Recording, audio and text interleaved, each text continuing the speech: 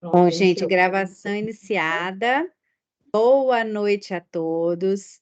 É, nós estamos aqui para mais uma aula, já começando 2024, agora, ó, até dia 21 de abril, todo mundo estudando muito, né? Assistindo as aulas que já foram, estão lá todas no YouTube. Nosso projeto Você Não Visa é um projeto totalmente gratuito, então é por isso que eu agradeço mais uma vez a todos os nossos professores e em especial a nossa professora de hoje, doutora Juliana Rocha. Ela é farmacêutica, ela é doutora, né? Ela é formada em farmácia pela UNB, também mestre e doutora. Eu tive o prazer de tê-la como co-orientanda. Fico muito feliz de ter acompanhado um pouco da trajetória da Ju, por isso que eu chamo de Ju, mas a professora Juliana tem uma experiência enorme em pesquisa clínica, em consultoria na área regulatória, então ela tem muito para contribuir, para trazer de insights para vocês. Aliás, quero aproveitar e já fazer propaganda, porque assim, o Instagram dela é um Instagram recheado de dicas para esse concurso, é todo ele com dicas preciosíssimas, né? Então, Ju, você deve ter colocado na sua apresentação, mas é farmacêutica Ju Rocha, então entrem lá. Quem ainda não segue a Juliana, sigam, porque lá, pessoal, tem microfone aberto, eu vou caçando os microfones aí, mas fiquem de olho. Sigam a Juliana, porque ela tem muitas dicas preciosas ali da área de regulação, especialmente medicamentos. Tem livro escrito com uma didática incrível sobre registro, e a gente teve aula de registro na semana passada com o nosso Nélio, né, de Aquino, que é o gerente geral de medicamentos da Anvisa. Então, Ju, te apresentei resumidamente, mas assim, vocês estão com uma ótima professora, fique à vontade, a palavra é sua. Obrigada, Elaine, obrigado por esse convite. Como eu gosto de falar, assim, a parte regulatória é a área que eu amo, então eu não poderia ficar de fora desse projeto de Você na Anvisa, porque eu acredito muito na área regulatória e focando também na parte da Anvisa, na questão do concurso público, da estabilidade. Então, hoje eu preparei uma aula para vocês, assim, que ficou muito boa. E foi bom porque agora saiu o nosso edital, então eu consegui montar uma aula pensando no edital, pensando em questões de concurso. Então, vocês vão ter uma aula recheada aqui de informação sobre pesquisa clínica. E eu vou começar a minha apresentação aqui, eu vou compartilhar minha tela. Está aparecendo, Elaine? Tá subindo. Para mim ainda não Tá, apareceu, mas já está subindo. ótimo. Quando subir, você me avisa, que aí eu começo aqui. Agora o pessoal já está vendo já. Pode Tá seguir. ótimo. É que eu Então, estou nossa no aula... hotel, então não está ótima a minha internet. Não, Mas pode tranquilo. seguir. Obrigada. Então, a nossa aula de hoje vai ser pesquisa clínica e regulação.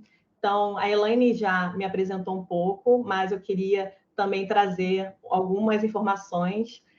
Eu sou servidora aqui do DF, da Secretaria de Saúde do DF, aqui em Brasília. Eu trabalho na área de ATS, então avaliação de tecnologia, que também é uma parte que tem no concurso da Anvisa, e eu vou trazer um pouquinho nessa aula para vocês também. Eu sou membro de um comitê de ética da FEPEX, aqui de Brasília. Então, essa parte de pesquisa clínica, eu sou suspeita para falar, porque eu amo todas as vertentes na parte ética, na parte regulatória da Anvisa. Então, vou apresentar para vocês essas duas áreas, focando na Anvisa, é claro, porque é o nosso concurso, mas para trazer para vocês que eu também faço parte do comitê de ética, então também tem legislações importantes para a nossa prova, considerando a parte ética. Eu atuo na área de regulatórios há mais de 10 anos, então eu também atuo em paralelo com a secretaria nessas assessorias de regulatório, então eu faço análises de dossiês de registro, de pesquisa clínica, tudo que vai ser encaminhado para a Anvisa, eu faço essas análises junto às indústrias farmacêuticas, e sou mestre doutora pela Universidade de Brasília, sou formada em farmácia. Sou professora coordenadora do Visanco Learning, que é uma plataforma também que vocês precisam conhecer, que tem muito material sobre assuntos regulatórios, que a gente fala muito lá sobre registro, pesquisa clínica, de medicamento, de dispositivo médico, tudo que vocês podem imaginar de regulatório tem lá.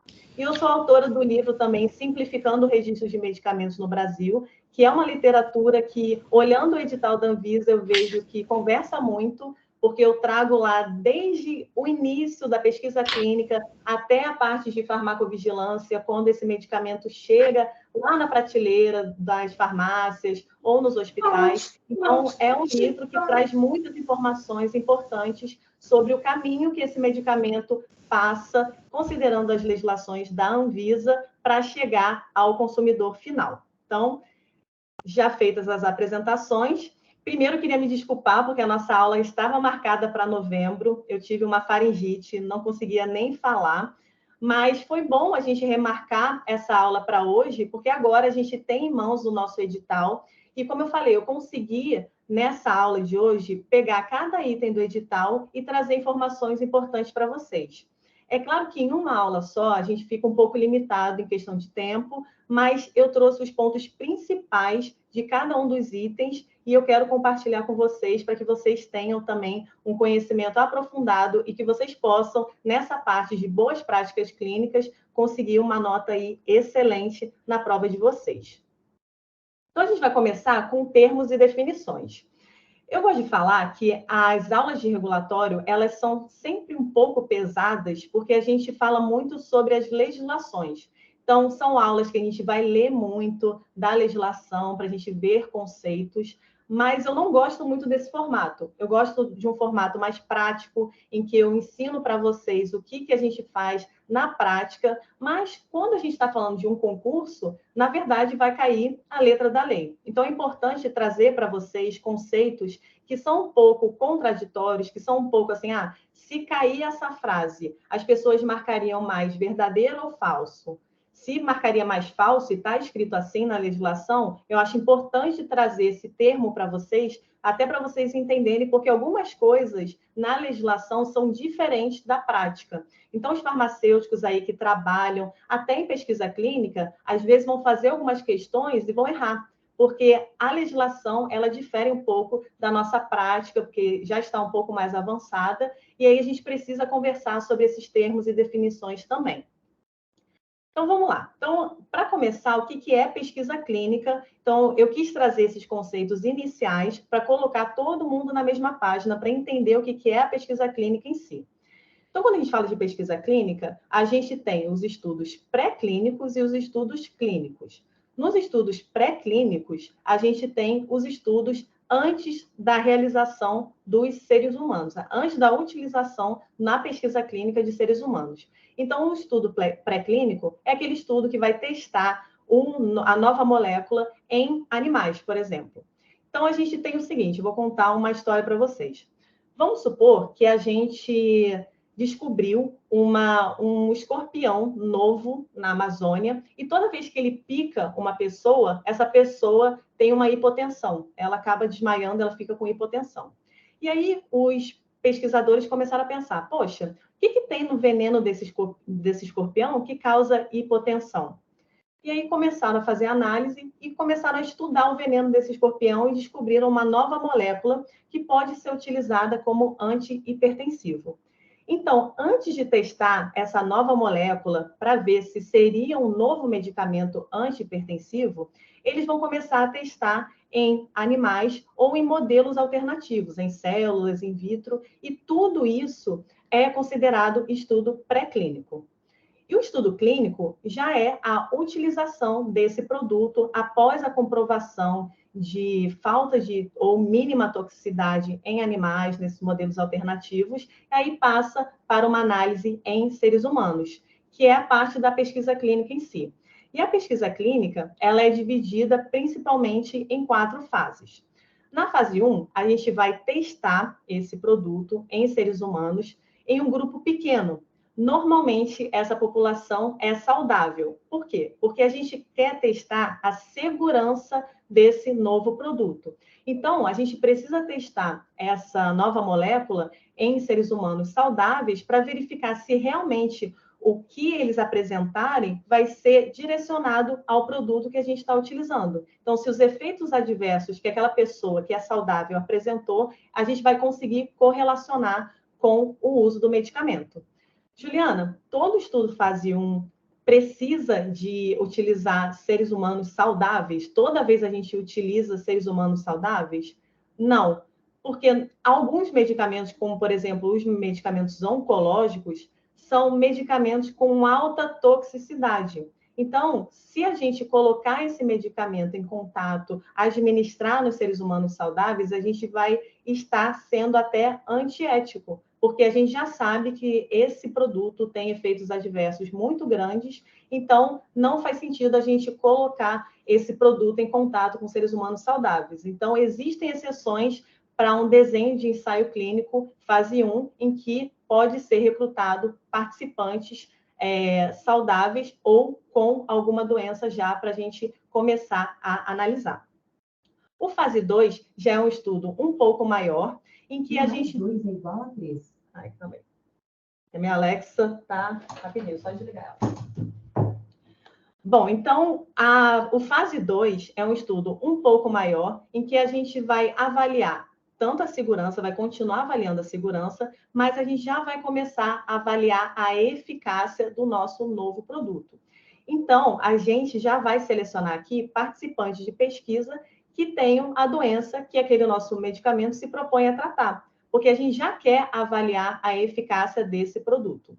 Então, no fase 3, a gente vai evoluindo. Então, se o fase 1 deu tudo certo, fase 2 deu tudo certo, a gente vai para o fase 3, que é um estudo ainda maior, bem mais robusto, mais controlado e que normalmente é dividido em 2 grupos. Um grupo vai receber o nosso medicamento teste e outro grupo vai receber o medicamento comparador, que pode ser um placebo, que pode ser normalmente um comparador que já é utilizado, que já é considerado o padrão ouro para o tratamento daquela doença. Então, realmente, o fase 3 é o estudo mais robusto que a gente tem para apresentar durante um pedido de registro para a Anvisa. Porque toda vez que a gente vai registrar um produto na Anvisa, a gente tem que pensar em 3 pilares. O primeiro pilar é a qualidade, então a gente tem que comprovar para a Anvisa que aquele nosso produto tem qualidade, e com isso a gente tem que mostrar toda a produção, o controle de qualidade, a estabilidade, a gente tem que descrever o produto, então a gente comprova a qualidade, e a gente tem que comprovar segurança e eficácia. Então, a Anvisa pede que a gente apresente, na maioria dos casos, um estudo fase 3 para comprovar que aquele produto realmente ele pode ser registrado e vai ter um benefício maior do que o risco quando utilizado na população brasileira. Tem exceções para esse pedido de registro só com fase 3? Claro que tem exceções, como, por exemplo, doenças raras. Muitas vezes a gente não consegue fazer um fase 3 robusto, com uma população muito grande, porque pela própria doença isso seria inviável. Então, a gente tem estudos piloto, fase 2, que a gente pode apresentar para a Anvisa para um pedido de registro de um medicamento para doença rara. Mas tem outras exceções que vocês vão ver também ao longo dessa aula. Mas, continuando aqui, o fase 4, também conhecido como farmacovigilância, que foi a aula da professora Elaine, que a gente já tem esse produto registrado, ele já está no mercado brasileiro sendo utilizado, mas ele está sendo utilizado em condições não ideais. Então, no ensaio clínico, tudo é controlado. Quando que a pessoa vai administrar aquele medicamento é anotado. Tudo é bem definido em protocolo de pesquisa clínica. Já na vida real, pessoas que não foram recrutadas, por exemplo, gestantes, começam a administrar esse medicamento que não foi testado, por exemplo, no fase 3. Isso já é uma avaliação de farmacovigilância. Então, existem essas notificações e é importante ter em mente fase 4 aqui, nessa perspectiva de produto já registrado e em farmacovigilância, porque a gente vê muito isso na legislação sobre pesquisa clínica aqui no Brasil. O que a gente pode apresentar para a Anvisa, igual eu falei, como nível de evidência, como evidência relevante para a gente registrar um medicamento no Brasil, considerando a parte de eficácia e segurança? Como eu falei, a gente tem um estudo fase 3 randomizado, que é o nosso padrão ouro da pesquisa clínica. Então, quando a gente apresenta um estudo fase 3 robusto para a Anvisa vai avaliar essa pesquisa clínica durante o registro, mas tem produtos que já são muito conhecidos no mercado brasileiro, no mercado mundial. Então, existem várias pesquisas clínicas, vários ensaios clínicos disponíveis para esses produtos. Então, o que as empresas, as indústrias farmacêuticas fazem para comprovar o nível de evidência, a parte de segurança e eficácia? Elas vão pesquisar os artigos que estão disponíveis na literatura científica, compilar tudo isso, e a gente chama essa compilação de estudos, considerando uma pergunta bem definida, com uma metodologia bem delimitada também, de revisão sistemática, que é um outro item do edital e que provavelmente vocês vão ter aula sobre o passo a passo da revisão sistemática. Mas o que é importante falar aqui? Que existe uma diferença entre revisão sistemática e meta-análise. A revisão sistemática, como eu falei, é essa compilação de artigos dentro de um material só, que é a nossa revisão sistemática.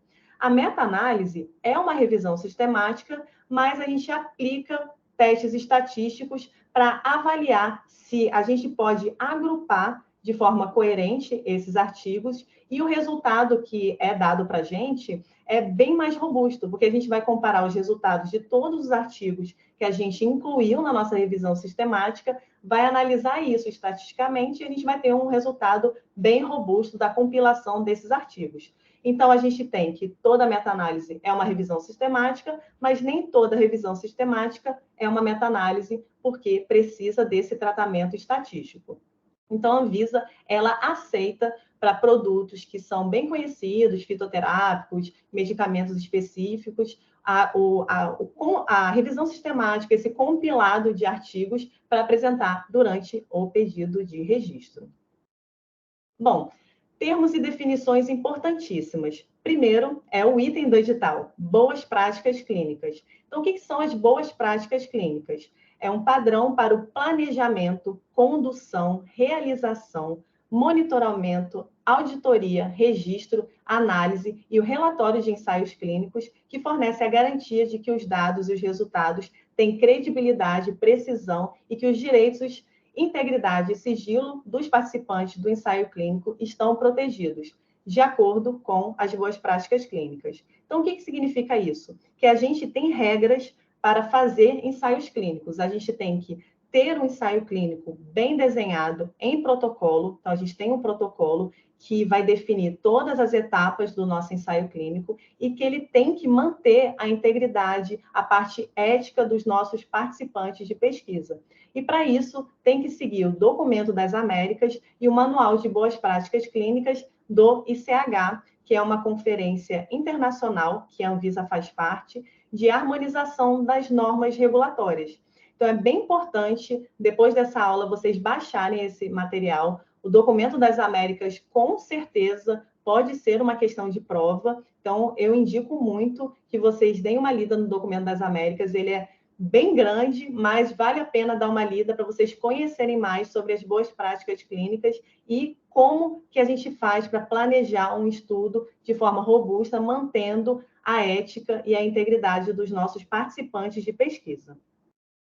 Outro ponto importante que a gente tem que fazer uma diferenciação são os centros de ensaio clínico e as organizações representativas de pesquisa clínica. Essas duas definições são importantíssimas.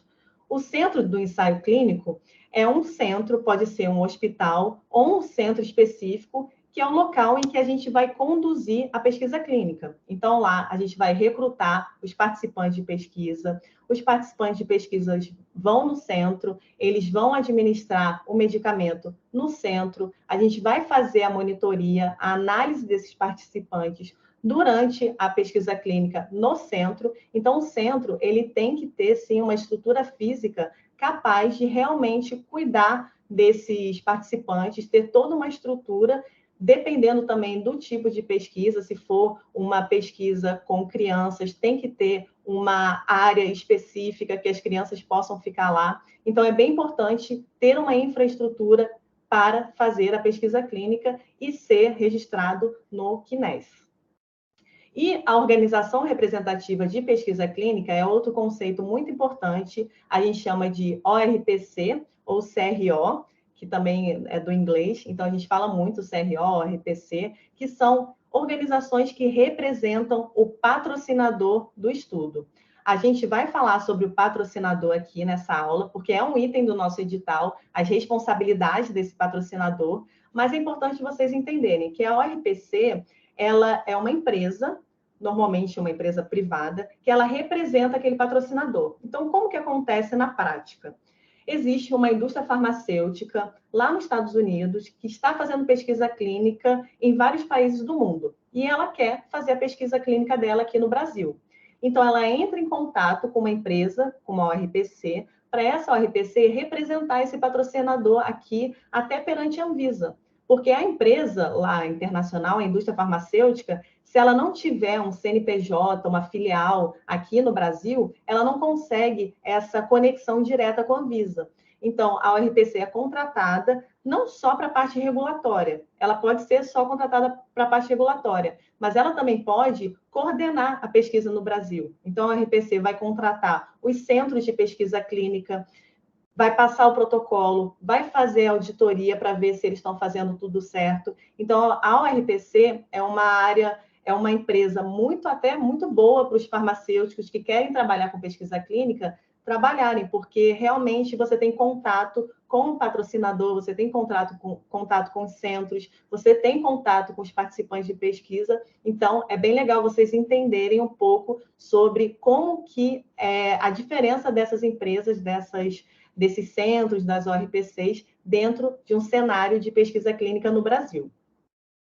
Bom, então, assim, as definições eu vou trazendo também ao longo dessa aula, porque tem várias definições que se correlacionam com os outros itens do edital. Mas o importante para falar com vocês de definições era isso, pensar nessas diferenças entre o RPC e centro, e agora a gente vai seguir para a parte de regulamentação de pesquisa clínica, que com certeza vem forte, porque eu acredito que as questões da Anvisa vão ser muito baseadas nas legislações que a gente tem hoje em dia para a pesquisa clínica.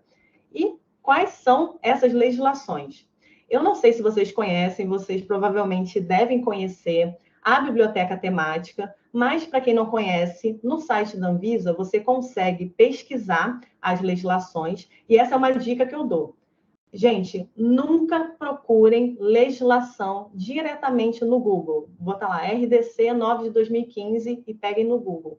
Porque essa RDC, às vezes, ela já foi revogada e você não está nem sabendo. Ou ela já foi alterada por uma outra RDC e você não pegou essas alterações. Então, é muito importante que toda vez que você for procurar uma legislação, uma RDC da Anvisa, que você vá lá no site da Anvisa para pegar esse material atualizado. E uma das formas de pegar esse material atualizado é via biblioteca temática. Então, a gente vai lá no site da Anvisa, vai colocar assuntos, regulamentação, legislação, biblioteca temática. E aí vai abrir essas caixinhas aqui para vocês. E clicando em cada uma dessas caixinhas, vai gerar um PDF com um compilado completo com todas as legislações relacionadas àquele tema. Então, se eu clicar aqui no medicamentos, eu vou abrir a página de medicamentos, um PDF, e lá tem vários hiperlinks das RDCs que eu consigo clicar e eu já sou jogada lá para RDC, para eu ler essa RDC já atualizada. Então, aqui, na parte de pesquisa clínica, ele traz as principais resoluções sobre o tema. Então, a gente tem a RDC 38, que é uma RDC importante para vocês lerem também. Eu não vou trazer ela em detalhes, mas ela fala sobre acesso expandido, uso compassivo, fornecimento pós-estudo, que é uma parte importante de pesquisa clínica. E ela traz a principal RDC da Anvisa de medicamentos e pesquisa clínica, que é a RDC 9, que eu vou trazer em detalhes na aula de hoje. Mas é importante que toda vez que vocês forem estudar essas legislações, vocês procurem no site da Anvisa, porque lá é o lugar seguro para vocês terem o material atualizado. Tem outras legislações também, a RDC 172 de 2017, que fala de importação, e tem as RDCs que falam sobre priorização de análise, que são a RDC 204 de 2017 e a RDC 205 de 2017. A 205 fala sobre doenças raras e a RDC 204 fala sobre outros tipos de priorização. Então, vale a pena vocês darem uma olhada também, porque elas trazem prazos diferentes e prazos é algo que que o CESP adora pedir. Então, vale a pena dar uma olhada nessas resoluções. Bom, aqui eu trouxe para vocês a parte ética, todas as resoluções éticas que a gente pode encontrar. Eu deixei o site também, esse material a gente vai disponibilizar para vocês, que vocês podem procurar as resoluções éticas relacionadas à pesquisa clínica. A nossa principal resolução é a 466 de 2012, que é a leitura obrigatória que vocês têm que fazer para a prova da Anvisa, porque ela, com certeza, vai ter questão dessa resolução, e é muito importante, ela é uma resolução e não uma RDC, porque RDC é uma resolução da Anvisa, da diretoria colegiada da Anvisa.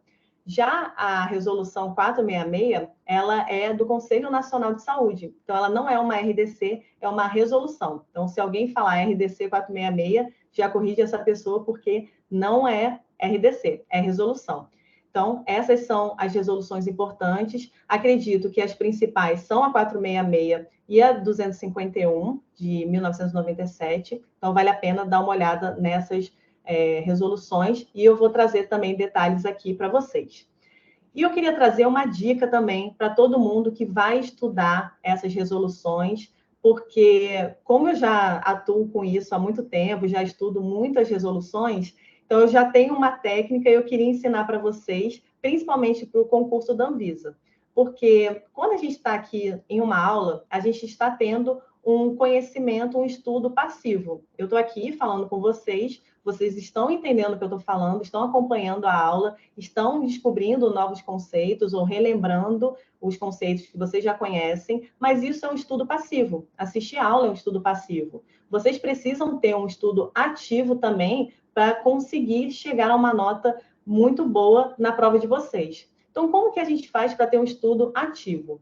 A gente pode, principalmente, avaliar, fazer uma leitura da resolução ou da RDC e fazer um resumo próprio. E como que a gente pode fazer isso? O que normalmente dá para fazer pensando no estudo para a Anvisa, pensando na prova do CESP? Então, a gente pode pegar a resolução em um Word, por exemplo, ou vocês podem pegar um caderno e começar a ler a resolução, ou a RDC. Toda vez que vocês acharem que um artigo, se ele caísse na íntegra, na prova, e vocês iam acertar, vocês vão ler lá. Ah, isso aqui eu acho que se caísse dessa forma, eu ia marcar como certo. Então, vocês vão passando, porque tem algumas coisas que são bem fáceis da gente saber. Agora, se cair algo, nossa, isso aqui eu não ia saber. Aí vocês pegam, copiam e passam para o material de vocês de resumo, porque depois vocês podem ler esse material, ou até assim, principais conceitos que talvez eu teria dúvida. Talvez eu confundiria o centro com o RPC. Então, eu copio esses dois conceitos, passo para o meu resumo, e aí eu vou fazer as minhas revisões com base no meu resumo. Porque vocês têm muitas legislações, muitas informações para ler e para reter. Então, ficar lendo legislação, resoluções o tempo todo vai ser... talvez vocês percam muito tempo com isso. Então, é legal, toda vez que vocês forem estudar uma resolução, uma legislação, vocês vão pegar essa legislação, fazer um resumo e depois ler esse resumo como forma de revisão e também fazer questões. Então, essa é a minha dica para vocês. Espero que ajude, porque realmente ficar lendo e relendo resoluções que a gente sabe que tem partes ali que a gente já entendeu, não vale a pena. Então, foquem naquilo que vocês querem guardar, que vocês acham importante. Se vocês olharem ali na resolução e tiver qualquer coisa relacionada a prazo, já bota no resumo, porque provavelmente pode ser uma questão de prova. Então, essa é a minha dica de estudo, que talvez ajude alguns aí de vocês. Então, quais são as principais regulamentações quando a gente fala de parte ética e quando a gente fala da Anvisa? A gente tem o Documento das Américas, o Manual do ICH, que é o E6, e a Resolução 466 de 2012. Eu, se fosse vocês, iria por esse material para estudar a parte ética. E para a Anvisa, eu focaria com certeza na RDC 9, mas a gente tem a RDC 548 de 2021 e a 506 de 2021. A RDC 9, ela trata sobre medicamentos. Já a RDC 548, ela trata sobre dispositivos médicos, ou seja, os produtos para a saúde. E a RDC 506, ela trata sobre terapias avançadas, que são aquelas células elaboradas, tecidos, células-tronco. Então, ela fala de pesquisa clínica relacionada a esses produtos. Mas, se vocês entenderem bem a RDC 9, quando vocês lerem essas outras...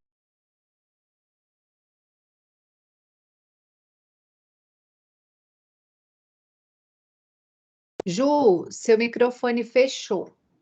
Desculpa te interromper. Só o microfone. Oi, tá. Não, Aí, aqui eu não pronto. consigo ver. Deixa eu voltar Pessoal, aqui para o meu... cuidado, tá? Às vezes alguém foi silenciar outra pessoa e silenciou ajuda. Cuidado, gente. Aonde vocês pararam? Cortou muito? Não, você estava falando quando eles começarem a ler a RDC, se eles entenderem a RDC 9, então fica mais fácil Sim. compreender as demais. Isso, compreender as RDCs 548 e 506. Então, se eu fosse vocês, estudaria bem a RDC 9 e depois faria uma revisão, apenas dando uma lida nas principais diferenças com a RDC 548 e com a RDC 506.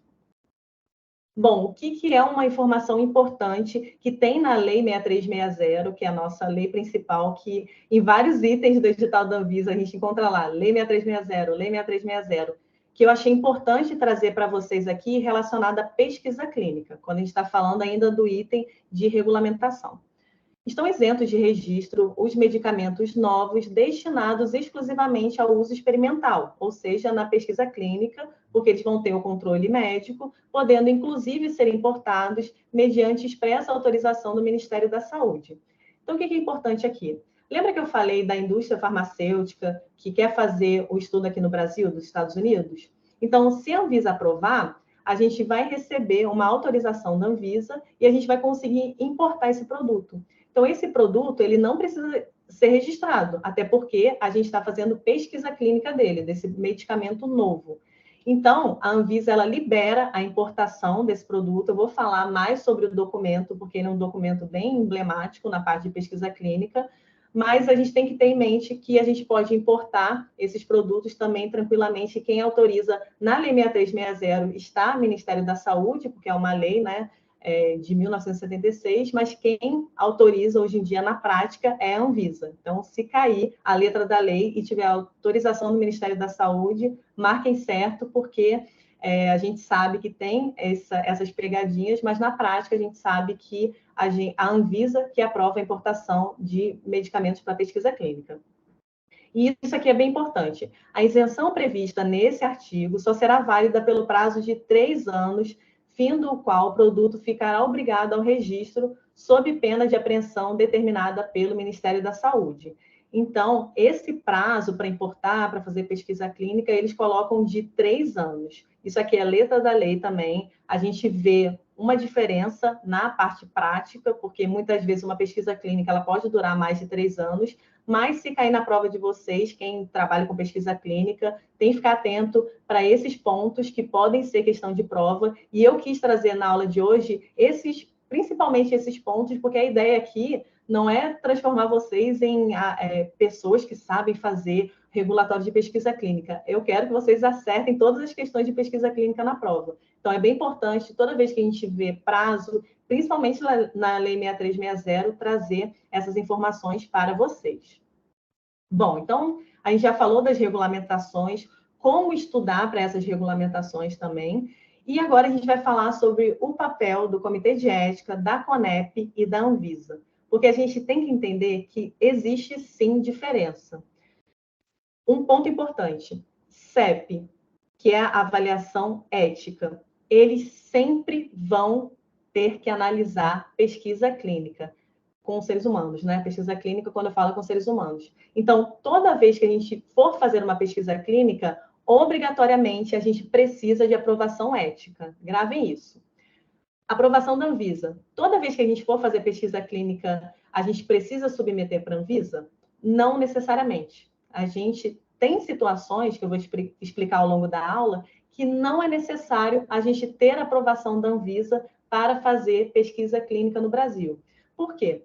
Porque quando a gente pensa em CEP e CONEP, a gente pensa de uma forma diferente para a Anvisa.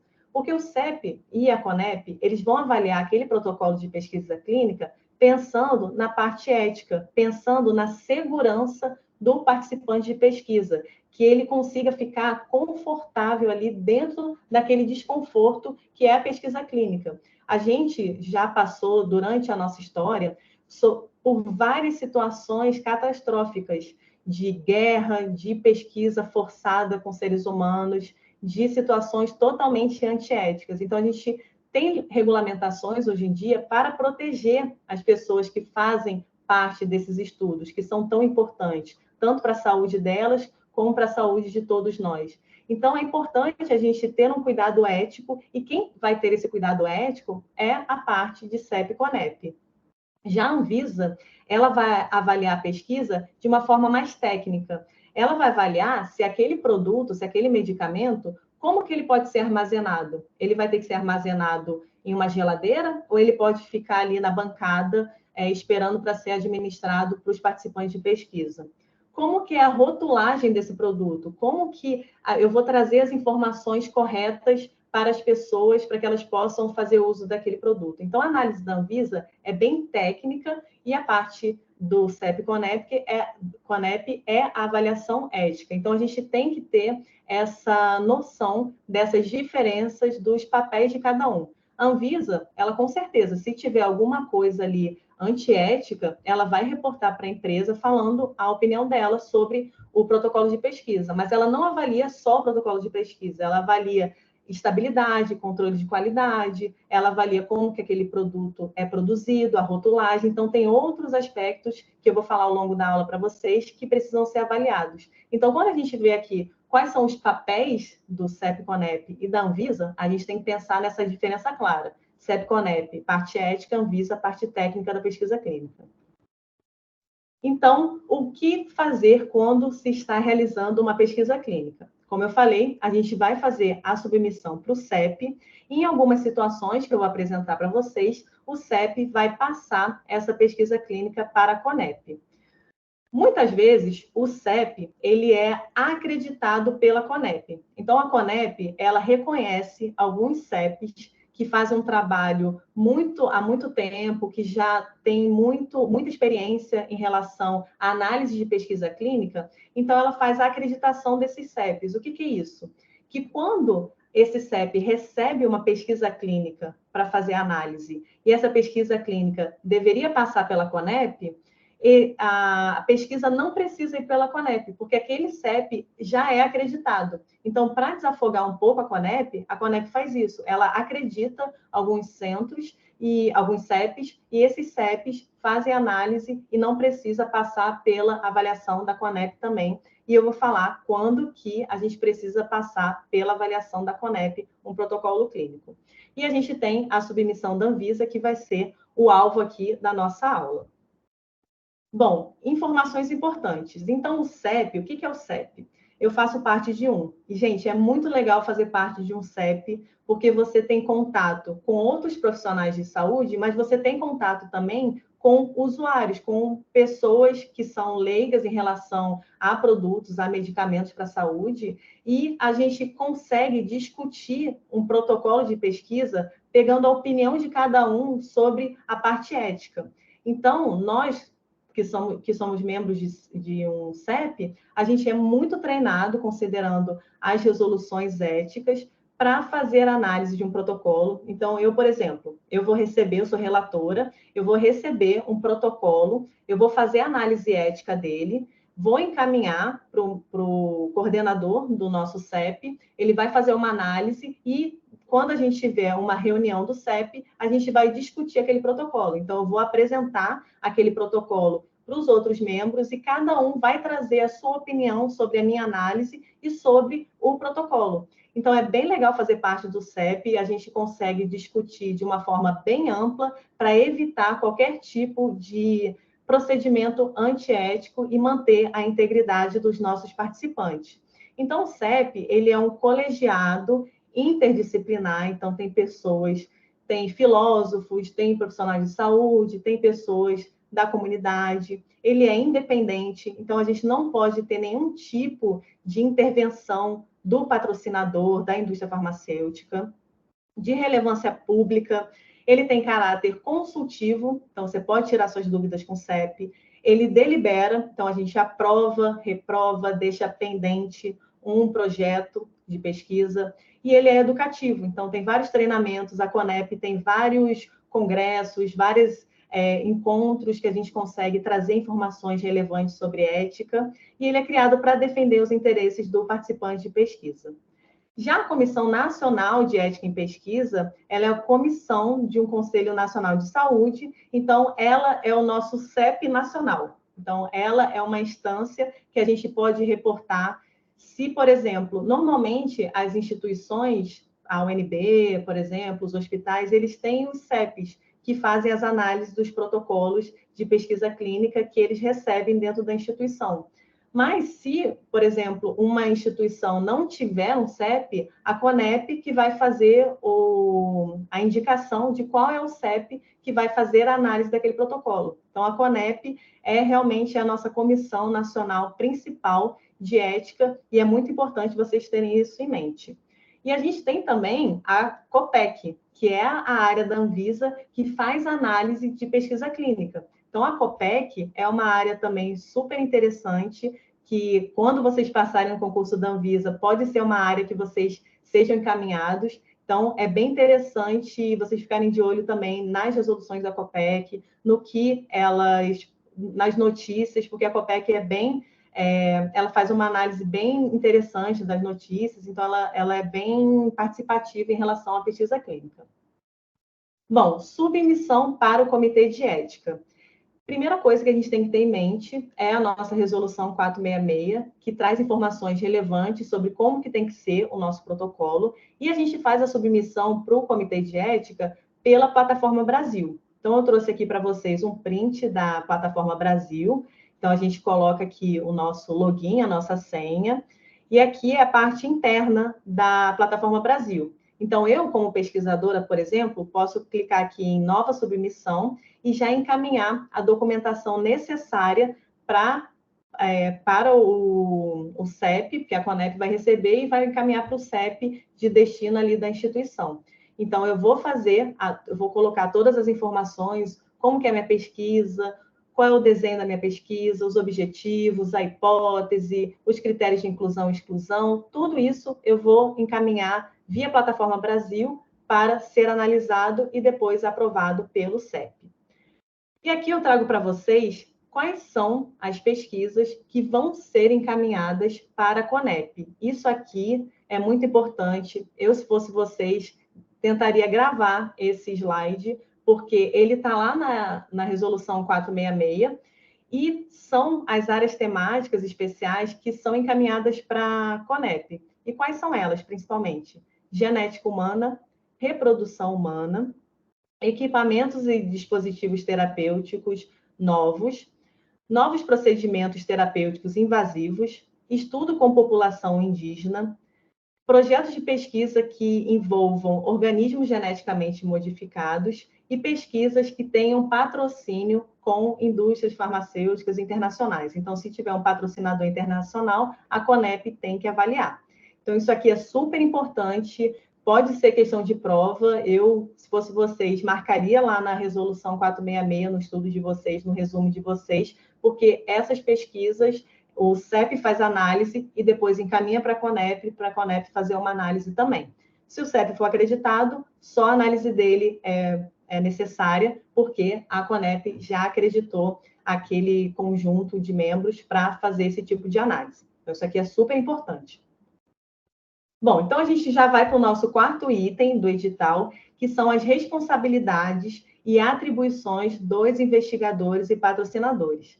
Essa parte aqui realmente é letra da lei. A gente tem aqui as responsabilidades dos patrocinadores, investigadores, mas eu trouxe um jeito aqui para deixar mais fácil para vocês, mais didático, para quando vocês se depararem com as responsabilidades, vocês já conseguirem pensar em quem tem aquela responsabilidade de uma forma não decorada, porque a gente já tem que aprender tanta coisa, então o que puder facilitar já ajuda. Então, o que eu quero que vocês entendam? Quem é o patrocinador? O patrocinador, como o nome já diz, patrocinador vem de patrocínio, que vem do dinheiro, que vem daquela pessoa que vai pagar por aquele estudo. Quem é a pessoa que paga pelos estudos? É aquele que é interessado naquele estudo. Quem está interessado em ter um produto novo no mercado brasileiro que ainda nem é conhecido? A própria indústria farmacêutica. Então, normalmente, a indústria farmacêutica é o patrocinador daquela pesquisa. Então, ele vai financiar para realmente verificar se aquele produto, lembra lá do escorpião que tem o veneno que causa hipotensão? Então, aquele patrocinador da indústria farmacêutica, ele vai patrocinar esse estudo para ver se realmente tem um futuro aí, medicamento que pode ajudar na hipertensão. Então, aqui é muito importante ter isso em mente. Já o investigador é aquela pessoa do jalequinho branco que vai estar em contato direto com os participantes de pesquisa. Ele vai estar no local que está acontecendo a pesquisa clínica. Então, ele está lá no centro, ele está em contato com o participante, ele está recebendo inspeção da Anvisa, ele está recebendo auditoria do patrocinador. Então, é aquela pessoa que está em contato direto. Então, com essa imagem na cabeça, eu acredito que fica mais fácil para vocês identificarem as responsabilidades de cada um. Então, vamos lá. Vamos ver se isso vai ajudar. Então, o patrocinador, ele vai ser o responsável pela correta execução do DDCM, que a gente vai falar mais à frente, mas é o dossiê que é encaminhado para a Anvisa. Pela seleção dos investigadores, então, dessas pessoas que vão ficar em contato ali no local da pesquisa clínica, e centros qualificados. Então, ele vai ficar de olho em tudo. Então, essa responsabilidade seria mesmo do patrocinador, porque aqui ele está selecionando o investigador. Então, nem seria uma responsabilidade do investigador. Essa aqui fica fácil de diferenciar. O patrocinador, ele deve utilizar profissionais qualificados, tanto na supervisão quanto na condução dos ensaios clínicos. Então, também é uma outra responsabilidade. Ele tem que ser responsável por assegurar garantias de qualidade, controles de qualidade em todas as áreas das instituições envolvidas. E aqui é muito importante esses dados. O patrocinador deve manter um ensaio clínico em arquivo físico ou digital por um período de 5 anos após a última aprovação de uma solicitação de registro no Brasil. Essa data é super importante, anotem aí, porque isso pode sim ser questão de prova. Então, se eu sou um patrocinador, fiz toda uma pesquisa clínica, encaminhei para a Anvisa para registrar esse produto, registrei, eu tenho que armazenar todas as informações, os dados brutos da minha pesquisa durante 5 anos, considerando essa data de registro. E em caso de descontinuação do desenvolvimento clínico, então, se o meu ensaio clínico não deu em nada, eu não vou registrar um produto porque eu percebi que os riscos eram maiores do que os benefícios durante a condução da minha pesquisa. Então, nesse caso, a manutenção, o arquivo desses produtos, desse material da pesquisa clínica, por pelo menos 2 anos após a descontinuação do desenvolvimento clínico ou conclusão formal desse desenvolvimento. Então, eu desisti daquele estudo, não vou mais fazer o desenvolvimento clínico daquele medicamento, então, dessa data, eu tenho 2 anos que eu preciso, obrigatoriamente, armazenar as informações da minha pesquisa clínica. Então, essa é uma responsabilidade do patrocinador. Outras responsabilidades. Patrocinador tem a ver com dinheiro, tem a ver com quem vai pagar tudo. Então, ele é responsável por todas as despesas. O patrocinador deve assegurar que os dados obtidos sobre segurança e eficácia do medicamento são suficientes para apoiar a exposição humana. Então, eu migrar de um ensaio pré-clínico para um ensaio clínico, eu preciso realmente, como patrocinador, garantir que o produto tem segurança e eficácia para ser exposto em seres humanos. E o patrocinador também tem que garantir que o medicamento ele seja produzido em BPF. O que isso significa? São as boas práticas de fabricação, que também é item do nosso edital. Então, a gente tem que produzir o medicamento considerando todas as boas relações dentro de uma indústria farmacêutica. Então, a gente tem que produzir ele em um ambiente totalmente limpo, nos equipamentos corretos, não fazendo mistura de produtos um com o outro. Então, a gente tem que seguir as boas práticas de fabricação. O que é importante aqui dizer para vocês? O medicamento experimental, ele precisa, sim, seguir as boas práticas de fabricação quando ele é fabricado pelo patrocinador, pela indústria farmacêutica. Mas eu não preciso ter um CBPF, que é o Certificado de Boas Práticas de Fabricação, que é emitido pela Anvisa para aquele produto experimental. Isso é um ponto muito importante. Então, quando eu vou submeter o registro do produto, quando eu quero que esse produto ele entre no mercado brasileiro, eu preciso encaminhar para a Anvisa um certificado de boas práticas de fabricação, dizendo que eu fabrico esse medicamento da melhor forma possível e os inspetores da Anvisa atestam isso via certificado. É claro que tem exceções, mas fique na cabeça que é isso. CBPF eu preciso para registro, para pesquisa clínica eu não preciso desse certificado emitido pela Anvisa. Eu só preciso garantir que o meu produto ele é fabricado considerando as boas práticas de fabricação. Bom, importar o quantitativo necessário para o ensaio clínico, isso é responsabilidade do patrocinador. Distribuir esse produto nos centros é responsabilidade do patrocinador. Dar a destinação final, acabou o estudo, o que eu vou fazer com esse produto? É responsabilidade do patrocinador. Garantir monitoria e auditoria para ver se o ensaio clínico está sendo conduzido da melhor forma possível. Informar imediatamente os envolvidos nos ensaios clínicos que esse foi finalizado prematuramente ou suspenso por qualquer motivo. Gente, guardem essa responsabilidade, porque a gente pode confundir com a responsabilidade do investigador. Porque essa aqui é a mais diferente, porque informar imediatamente os envolvidos no ensaio clínico pode ser uma responsabilidade do investigador, porque ele não está ali no local do ensaio clínico, ele pode ser a pessoa que vai informar. Mas vocês vão ver na responsabilidade do investigador que a do investigador é um pouco diferente. Então, gravem essa. E o patrocinador ele pode transferir as suas funções para uma ORPC. Então, o patrocinador lá internacional ele pode contratar uma ORPC no Brasil para que ela conduza a pesquisa clínica dele.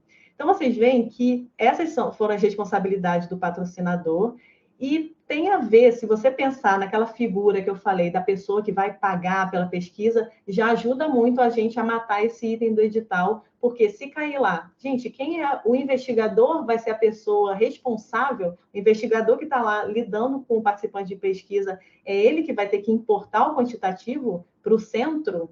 Não, porque ele está dentro de um centro. Pode ter outros investigadores que vão receber outro quantitativo, então é bem importante a gente ter essa diferenciação para acertar todas as questões da prova. E agora o investigador. Vocês vão ver que também vai ajudar muito aquela figura da pessoa com contato direto. Porque o investigador, ele deve conduzir o ensaio clínico de acordo com o protocolo. Então, isso é super importante. Conduzir de acordo com o protocolo, acordado com o patrocinador, com as boas práticas, com as exigências regulatórias e éticas. Então, ele tem que seguir aquilo que o documento principal da pesquisa clínica, que é o protocolo, está dizendo. O investigador deve supervisionar pessoalmente o ensaio clínico, então ele está ali no local, ele que vai supervisionar. Ele tem que permitir monitorias, auditorias e inspeções. Diferença entre auditoria e inspeção. A auditoria são terceirizados que vão lá, que vão fazer a análise da pesquisa clínica, vão ver se está tudo acontecendo da melhor forma possível. Então, se eu sou uma ORPC que estou em São Paulo, mas eu contratei um centro em Manaus, eu posso fazer uma auditoria, eu como ORPC posso encaminhar uma equipe para fazer uma análise se o estudo clínico está sendo conduzido da melhor forma. Já a inspeção é a análise da Anvisa. A Anvisa, ela pode sim encaminhar técnicos para fazer análise dos ensaios clínicos que ela aprovou no Brasil. Então, tem essa diferença importante.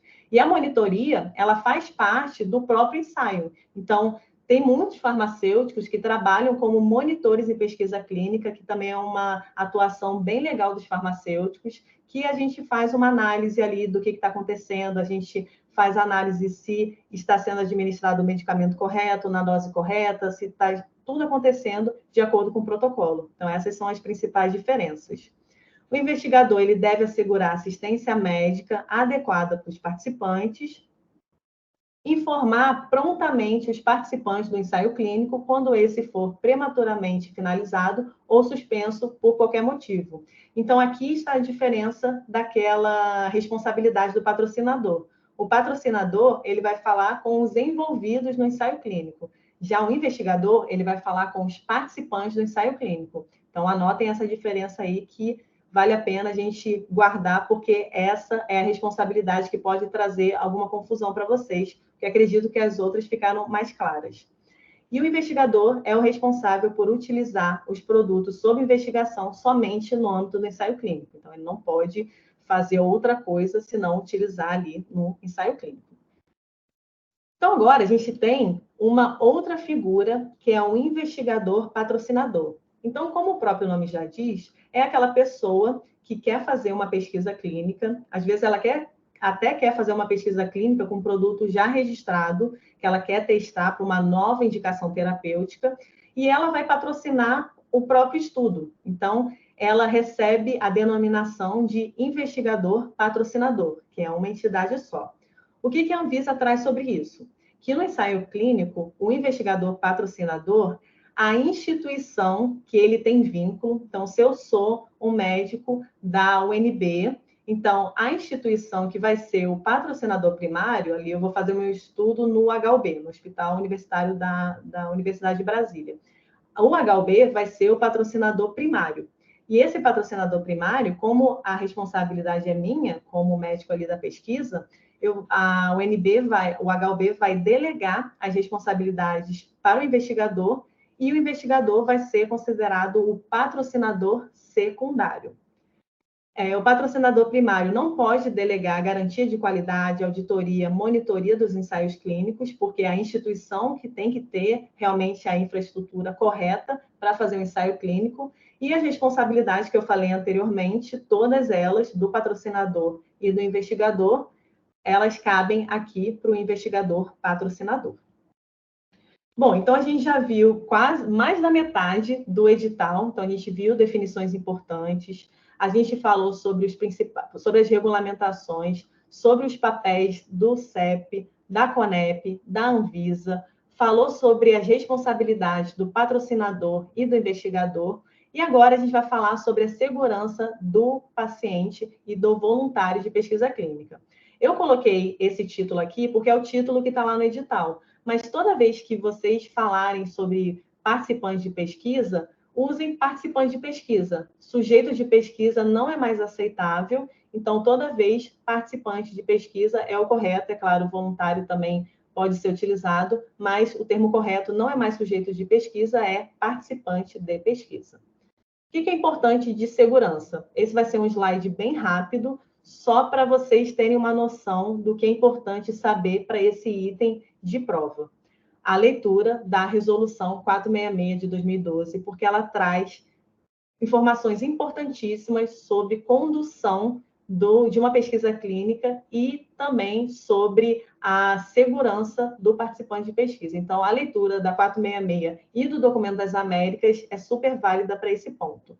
Mas tem algumas perguntas aqui que eu quero trazer para vocês que a gente pode discutir, até como questão de prova discursiva, porque eu acho que a pesquisa clínica ela tem muita chance de ser algum tema relacionado na parte discursiva. Eu vou falar mais sobre isso no final da aula, mas é importante trazer alguns temas aqui para vocês.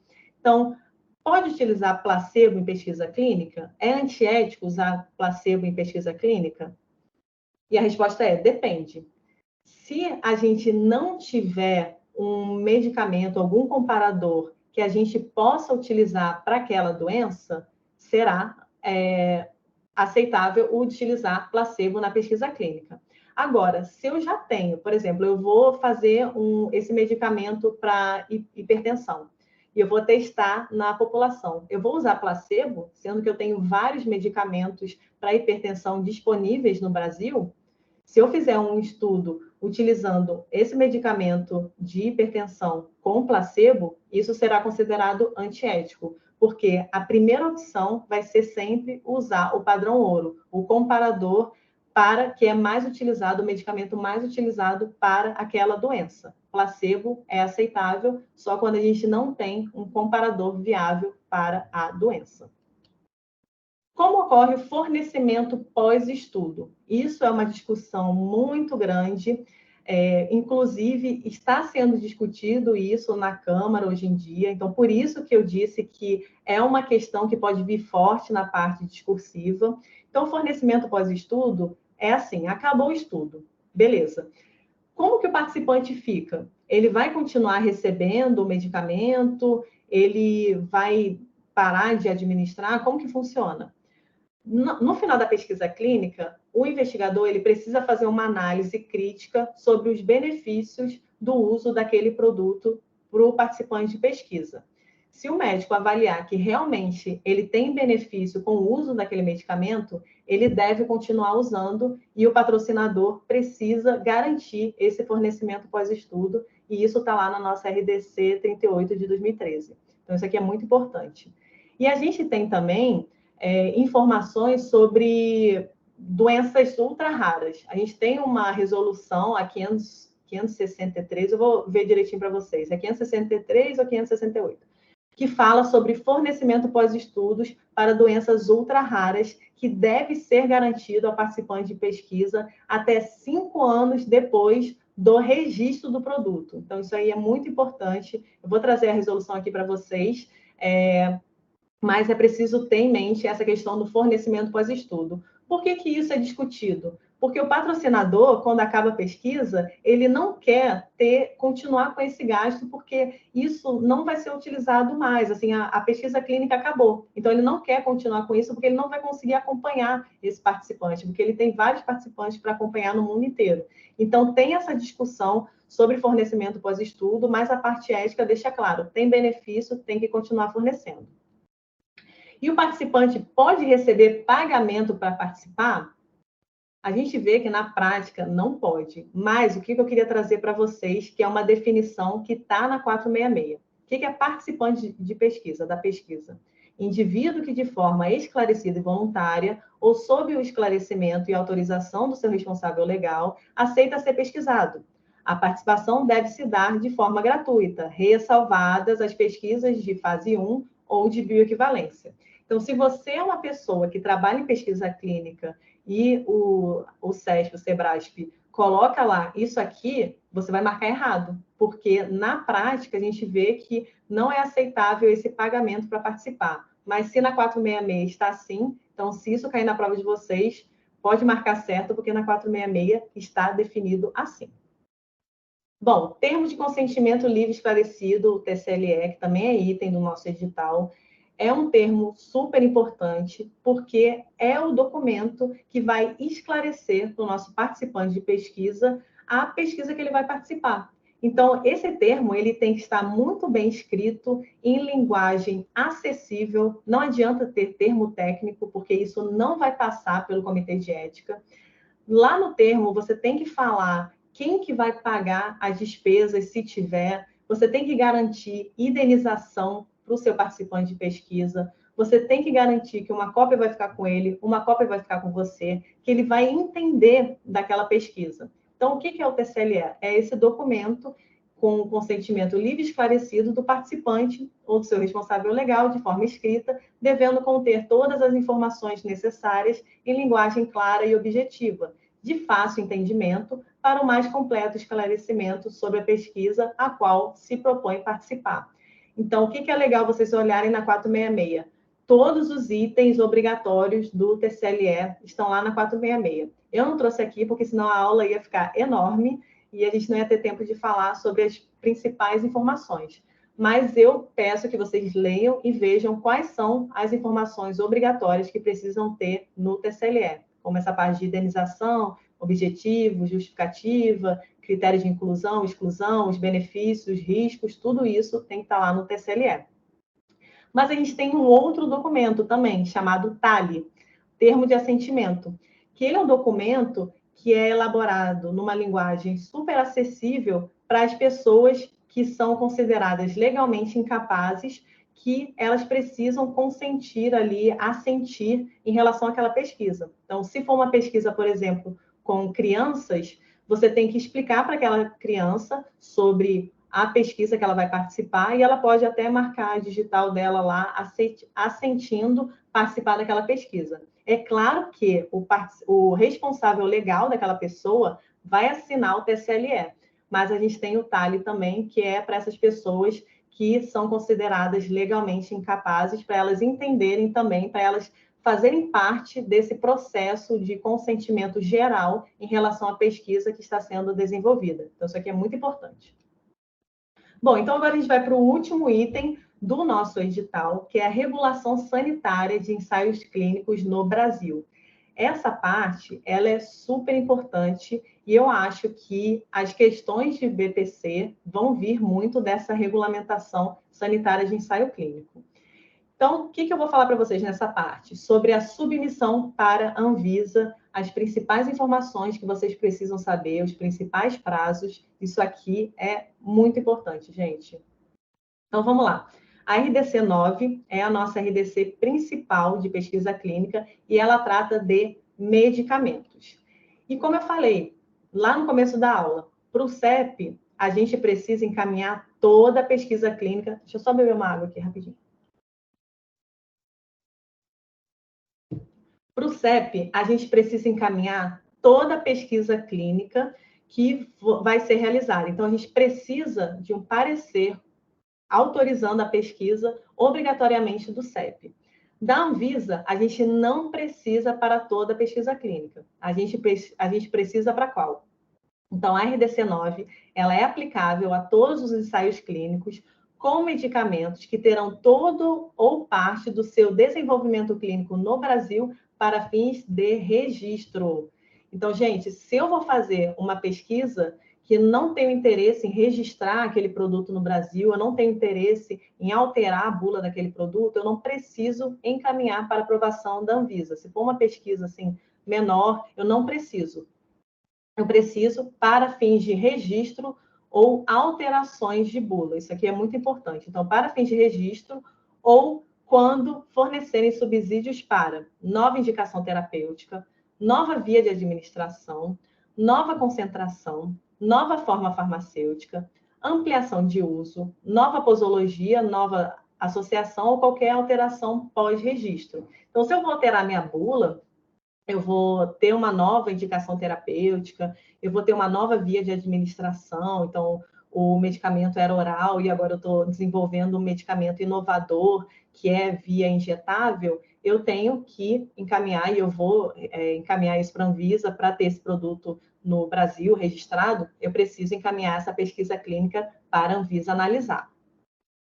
E tem um conceito super importante, que é a diferença entre notificar a Anvisa em relação ao ensaio clínico e submeter uma pesquisa clínica para a Anvisa. Então, o que eu faço quando eu quero notificar? Notificar é apenas informar para a Anvisa. Anvisa, olha, eu vou começar um ensaio clínico, tá? Tudo bem? Beleza? Obrigada. E aí eu começo meu ensaio clínico se eu já tiver aprovação ética.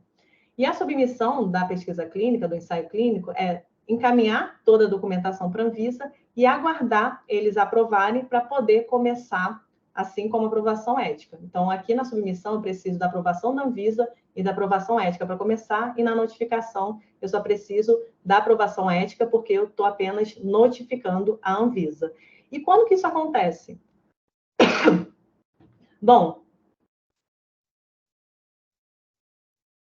desculpa, gente. Bom, isso acontece quando, por exemplo, eu tenho um estudo de farmacovigilância. Então, é um estudo fase 4, em que eu vou acompanhar alguma população, então vai fazer uso desse produto. Então, esse estudo fase 4, lá na RDC 9, vocês podem até dar uma lida lá, está descrito que eu preciso apenas notificar. E quais são os documentos que eu encaminho para a Anvisa durante uma notificação? eu vou encaminhar o formulário de apresentação de ensaio clínico, que é um formulário que eu vou apresentar para vocês também ao longo da aula, o comprovante de pagamento e isenção de taxa, que a gente tem as taxas da Anvisa, quando a Anvisa vai fazer alguma análise, a gente faz o pagamento. No caso da notificação, como a Anvisa não faz a análise, eles colocam o comprovante, mas nesse caso a gente só informa que é isento de taxa. E o protocolo do ensaio clínico. Então, é um dossiê super tranquilo, que é encaminhado para a Anvisa, apenas informando que a gente vai fazer esse estudo fase 4, por exemplo, notificando a Anvisa da ocorrência desse estudo. Já a submissão de ensaio clínico, a gente tem dois conceitos que são extremamente importantes e que realmente podem ser questão de prova para vocês. O conceito do DDCM e o conceito do DEC, ou Dossiê Específico de Ensaio Clínico. O que eles significam? O DDCM é um dossiê com todas as informações do nosso medicamento experimental. Então, lá eu vou colocar todas as informações sobre a qualidade dele. Então, lá vai ter a parte de controle de qualidade, estabilidade, produção, várias informações que eu vou apresentar para vocês na aula de hoje também, mas é o documento, é o dossiê do medicamento experimental. Então, é muito importante vocês terem isso em mente. Já o dossiê específico para cada ensaio clínico é um dossiê menor, em que eu vou falar apenas do ensaio clínico em si. Então, como que funciona? Eu tenho aquele meu medicamento para hipertensão lá do Escorpião. Então, toda a caracterização, tudo de qualidade desse produto, eu vou encaminhar no DDCM. E aí, eu vou começar fazendo um estudo fase 1. E eu vou mandar para a Anvisa um DEC, um dossiê específico, com as informações desse meu estudo, do estudo fase 1. E aí eu vou encaminhar para a Anvisa o DDCM e vou encaminhar esse dossiê específico. E eu vou vincular esse dossiê específico ao meu DDCM. Então, eu fiz o meu fase 1, terminei o fase 1, vou fazer um fase 2 agora. O meu DDCM, ele se mantém igual, porque ele trata sobre o meu medicamento. Agora, quando eu vou fazer um ensaio clínico fase 2, eu vou submeter um outro dossiê específico de ensaio clínico. Então, eu já terminei lá meu fase 1, vou encaminhar para a Anvisa um novo dossiê específico e vou vincular a esse DDCM. E assim por diante. Então, toda vez que você tiver um ensaio clínico que vai ser realizado com aquele medicamento, você encaminha para a Anvisa em separado as informações sobre o ensaio clínico em si e você vincula ao DDCM.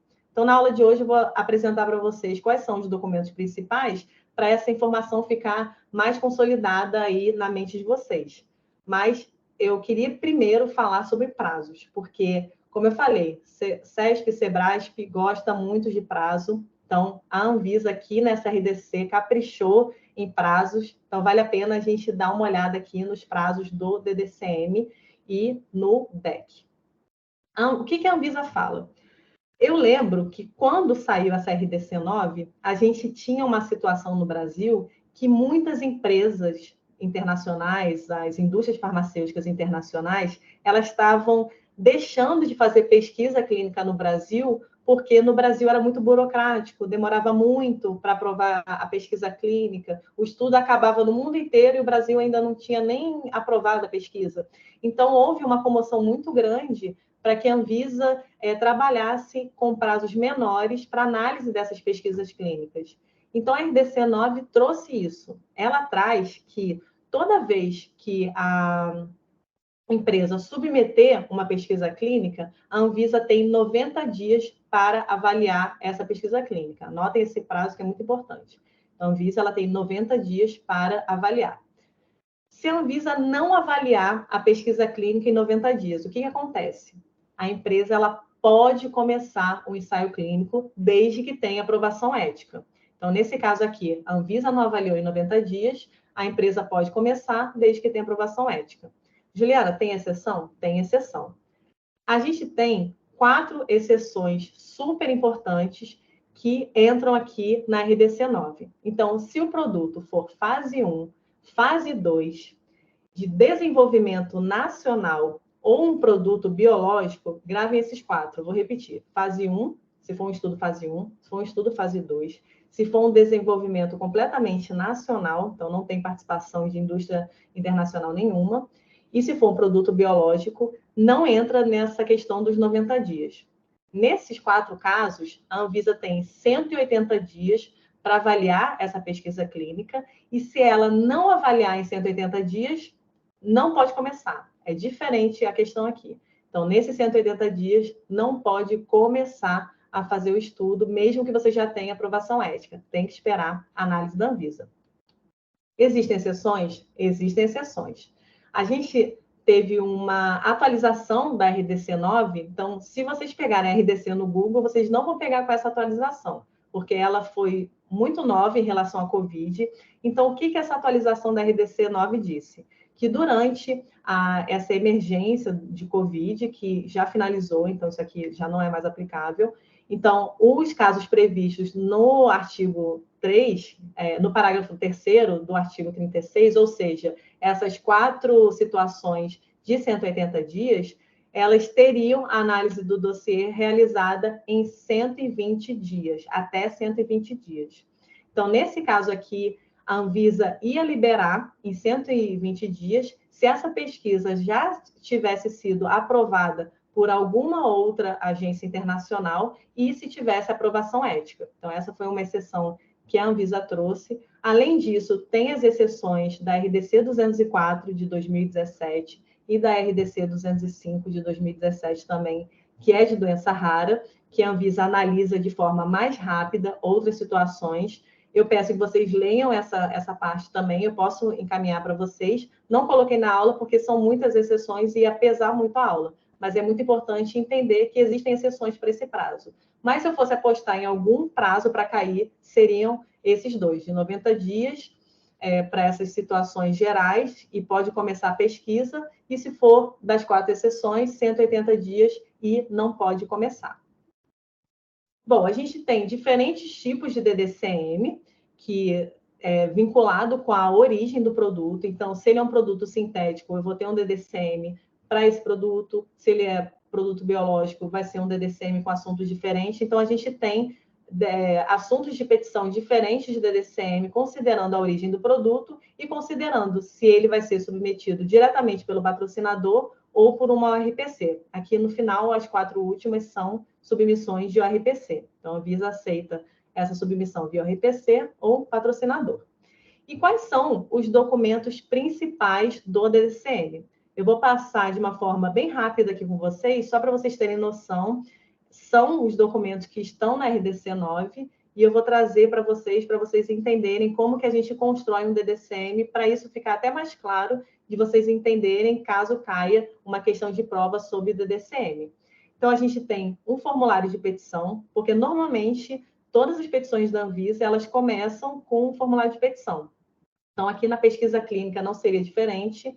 E esse é o formulário de petição que a gente vai montar o nosso DDCM, e ele está lá no site da Anvisa, e a gente coloca as informações principais sobre o nosso produto, o nome dele, se ele é uma das exceções, aqui, ó, ele coloca desenvolvimento nacional, biológico, desenvolvimento clínico fase 1, fase 2, e aí a gente informa tudo aqui no formulário. O comprovante de pagamento de taxa, que nesse caso, sim, a gente precisa pagar uma taxa para a Anvisa avaliar o nosso DDCM. O plano de desenvolvimento do medicamento. O que é o plano de desenvolvimento do medicamento?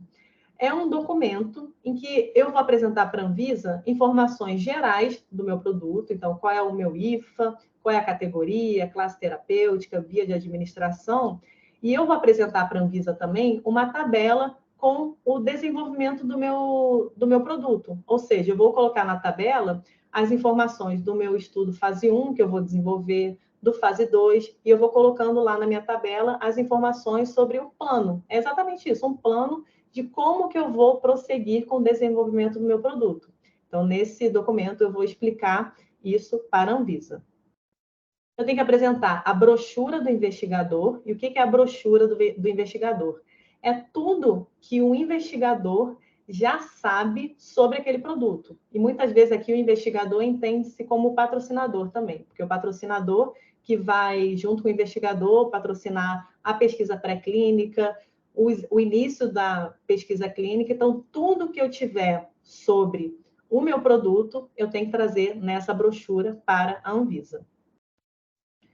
Tem que trazer um resumo dos aspectos de segurança, se aplicável. Então, eu tenho que fazer uma avaliação. Vamos supor que eu faça uso do meu produto em camundongos e eu perceba que esse produto causou a queda de todos os pelos do camundongo. Então, aqui, eu vou fazer um fase 1, então eu tenho que falar, olha, no estudo pré-clínico, eu observei que o meu produto causou alopécia, então é provável que esse produto cause alopécia em seres humanos. Então, você tem que trazer um resumo discutindo com a Anvisa sobre os seus achados que estão lá na brochura, para a Anvisa entender um pouco mais sobre a segurança do seu produto. Eu tenho que trazer um documento também informando se eu já interrompi o desenvolvimento desse produto em algum lugar do mundo ou se eu já retirei ele do mercado por algum problema. Então, isso eu tenho que informar para a Anvisa nesse documento. Dossiê do medicamento experimental. Esse é o dossiê mais importante, é o DME, que a gente chama, que é o dossiê que vem dentro do DDCM, que é o outro dossiê maior. Então, o dossiê do medicamento experimental, ele traz as informações, igual eu falei, da qualidade. Então, eu tenho que trazer qual é o meu produto, a formulação, eu tenho que trazer quais são os recipientes, a função desses recipientes, a produção, quais são as etapas de produção, fluxograma, como que eu produzo esse medicamento, controle de qualidade. Então, eu vou fazer uma HPLC para ver o teor, vou fazer uma análise visual para ver se ele realmente é um comprimido branco. Então, tem que trazer o controle de qualidade e estabilidade. A estabilidade é muito importante até para ter informações sobre o armazenamento desse produto. Então, eu tenho que trazer essas informações para o IFA, para o medicamento experimental e para o placebo ou comparador, se eu tiver no meu estudo.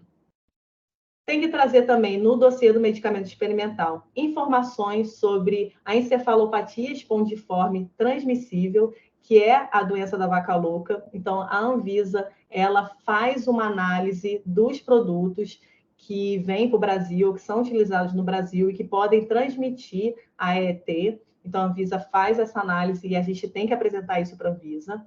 O modelo de rótulo que a gente vai ter na nossa pesquisa clínica.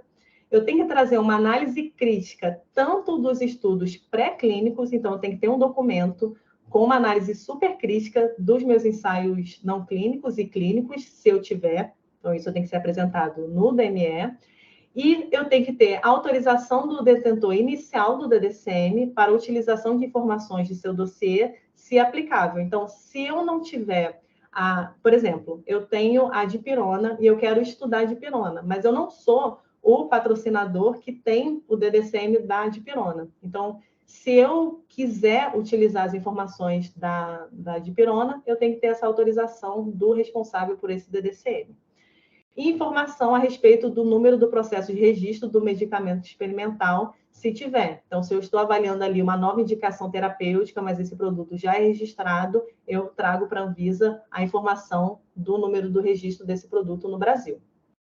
Bom, de DDCM era isso. A gente tem essas principais informações. Então, a gente tem o formulário que vai primeiro, o comprovante de taxa, a gente tem o plano de desenvolvimento falando sobre todas as etapas que aquele produto vai passar, a brochura, que é um resumão de tudo que eu tenho já daquele produto, o resumo de segurança, informação se eu retirei aquele produto do mercado, e o DME, que tem informações do IFA, do medicamento, do placebo, tem informação de ET, tem o rótulo, tem tudo daquele produto.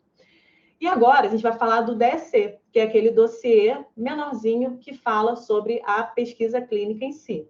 Então, ele realmente é um dossiê menor e ele vai vinculado ao DDCM. Então, quando eu submeto o DDCM, isso gera um número de processo, e aí, no meu DSC, eu já coloco o número do processo vinculando o meu DSC com o meu DDCM. Bom, e quais são os documentos? A gente tem um formulário também de apresentação. No caso do DSC, a gente chama esse formulário de FAEC, e é esse formulário aqui. Eu trouxe só para vocês verem que é diferente o formulário do DDCM, do formulário do DSC, Porque aqui, esse formulário, ele vai trazer informações muito relevantes da pesquisa clínica, ele é bem grande, ele tem 70 itens, e nesse formulário a gente vai trazer tudo que a gente vai importar para a nossa pesquisa clínica. Então, quando a Anvisa aprovar o meu estudo, ela vai emitir um documento chamado CE, que é um comunicado especial, que lá vai detalhar tudo que eu posso importar. Então, se eu preencher o meu FAEC errado, se eu não colocar, por exemplo, um medicamento experimental, eu não consigo desembaraçar esse produto para ele entrar no Brasil. Então, o FAEC ele é super importante para esse comunicado especial, que é o documento que a Anvisa emite depois da aprovação da minha pesquisa clínica, que eu posso utilizar para importar os meus produtos, se necessário. Comprovante de pagamento de taxa, DSC também tem uma taxa, que é a mesma taxa do DDCM. Tenho que apresentar o protocolo, então aqui, enfim, vem o nosso protocolo que a gente submeteu lá para o Comitê de Ética. Juliana, eu posso submeter para o Comitê de Ética em paralelo com a Anvisa? Posso. Para o caso de medicamento, sim. Vocês vão ver que para produto para a saúde ainda não, que um dos documentos do DSC é a aprovação, é o parecer de aprovação do Comitê de Ética. Mas para o medicamento, você pode sim encaminhar primeiro, você pode encaminhar primeiro para o Comitê de Ética, você pode encaminhar em paralelo os dois para ter as aprovações simultâneas. Então, você tem um protocolo de ensaio clínico, e o que tem de importante em um protocolo? A gente vai ter as informações gerais do estudo, objetivo, justificativa daquele estudo, desfecho,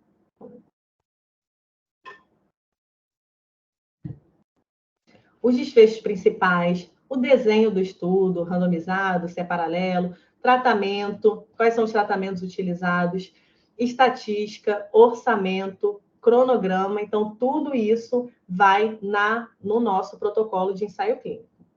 E o último documento do DSC é o comprovante de registro nas bases de dados. Então, toda vez que uma pesquisa clínica ela for submetida para a Anvisa, você tem que submeter esse comprovante que tem esse produto, esse protocolo de pesquisa clínica em uma base de dados. A gente tem o Clinical Trials, que é bem conhecido, que a gente digita lá a pesquisa e a gente encaminha para a Anvisa esse comprovante. Ah, Juliana, a minha pesquisa vai ser só no Brasil e eu ainda não tive aprovação ética, então eu também nem tenho esse documento de comprovante de registro em uma base de dados internacional. Não tem problema, a Anvisa diz que se não tiver disponível, você pode encaminhar quando você encaminhar o formulário de início de estudo. Bom, essa aqui é a carinha da nossa base de dados internacional, que a gente pode procurar os ensaios clínicos. E agora, para terminar nossa aula, eu vou falar rapidamente sobre as modificações do DDCM, que também é um ponto importante. No DDCM, a gente tem modificações substanciais, ou seja, que vão alterar muitas informações do nosso produto. Por exemplo, se eu tenho um produto de liberação controlada e eu vou mudar a pessoa que fabrica o meu produto. Então, esse tipo de mudança, eu preciso encaminhar para a Anvisa, ela é substancial, preciso encaminhar para a Anvisa, e a Anvisa precisa aprovar para que eu possa realmente começar a fazer essa alteração, que eu possa realmente fazer essa alteração na minha pesquisa clínica. Agora, vamos supor que tem uma alteração que não vai impactar em muita coisa. Eu alterei o nome da razão social da minha empresa. Então, isso vai no relatório de atualização de segurança do DDCM, que é um relatório que eu tenho que encaminhar anualmente para a Anvisa com as informações das modificações não substanciais. Então, a gente tem também, para DDCM, a gente fala de modificação. Para protocolo, a gente fala de emenda. Então, se a gente vai mudar algo no nosso protocolo, a gente também tem as emendas substanciais e as não substanciais.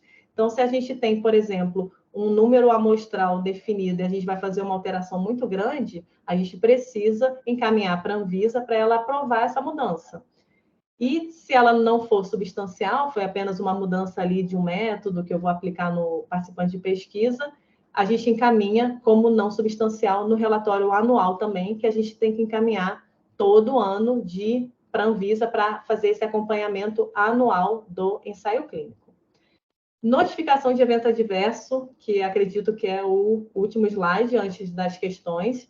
Então, esses dados aqui, vocês têm que gravar, porque eu acho que é uma bem provável questão de prova. Então, o investigador ele tem até 24 horas para informar o evento adverso, e o patrocinador tem até 7 dias corridos de um evento adverso aí grave para notificar a Anvisa. E as informações complementares em relação a esse evento adverso grave, elas têm que ser informadas para a Anvisa em até 8 dias corridos. E todos os eventos graves que sejam inesperados, cuja causalidade seja possível, provável, definida, elas vão ser notificadas para a Anvisa até 15 dias corridos. Então, esse slide aqui, guardem, porque pode realmente ser questão de prova. Então, eu trouxe aqui algumas questõezinhas, assim, super rápido, para a gente só dar uma consolidada no conhecimento que a gente aprendeu aqui nessa aula.